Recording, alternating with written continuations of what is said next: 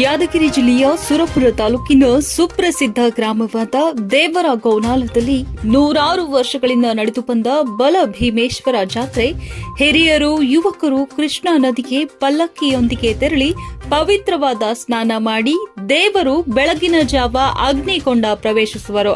ನಂತರ ಸಾವಿರಾರು ಮಹಿಳೆಯರು ಕುಂಭ ಕಳಶದೊಂದಿಗೆ ಡೊಳ್ಳು ಬಾಜಾ ಭಜಂತ್ರಿಯೊಂದಿಗೆ ಗುಡಿಯನ್ನ 5 ಸುತ್ತ ಪ್ರದಕ್ಷಿಣೆ ಹಾಕಿ ತಮ್ಮ ಹರಕೆ ತೀರಿಸುತ್ತಾರೆ. ಆಂಜನೇಯ ದೇವರಿಗೆ ಗೋಗಿ, ಹಸನಾಪುರ್, ರಂಗಂಪೇಟೆ ಸುತ್ತಮುತ್ತ ಹಳ್ಳಿಯ ಭಕ್ತರು ಬರುತ್ತಾರೆ. ತಮ್ಮ ಹರಕೆ ಹೋಮಗಳನ್ನ ಮಾಡುತ್ತಾರೆ. ಊರಿನ ಎಲ್ಲ ಜನರು, ನೌಕರರು ಎಷ್ಟೇ ದೂರದ ಊರಲ್ಲಿ ಇದ್ರೂ ಗ್ರಾಮಕ್ಕೆ ಬಂದು ಈ ಬಲ ಭೀಮನ ಜಾತ್ರೆಗೆ ಹಾಜರಿರುತ್ತಾರೆ. ಜಾತ್ರೆ ಅಂಗವಾಗಿ ವಿಶೇಷ ಕುಸ್ತಿ ಪಂದ್ಯಾವಳಿಗಳು ಜರುಗಿದ್ವು. ಮಹಾರಾಷ್ಟ್ರ, ಸಾಂಗ್ಲಿ, ಇಂಡಿ, ಗೋಗಿ, ವನದುರ್ಗ, ಯಕ್ತಾಪುರ್, ಮಾಡಿಕಿ, ಹೊತ್ಪೇಟ್, ಸಿದ್ದಾಪುರ, ಗರಡಿ ಮನೆಯ ಸಾಕಷ್ಟು ಪೈಲ್ವಾನರು ಭಾಗವಹಿಸಿ ನೋಡುಗರ ಮೈ ನವಿರೇಳಿಸುವಂತಹ ಕುಸ್ತಿ ನಡೆದ್ವು. ವರದಿ ಉಸ್ಮಾನ್ ಚಿತ್ತಾಪುರ, ಹಂಸ ಟಿವಿ.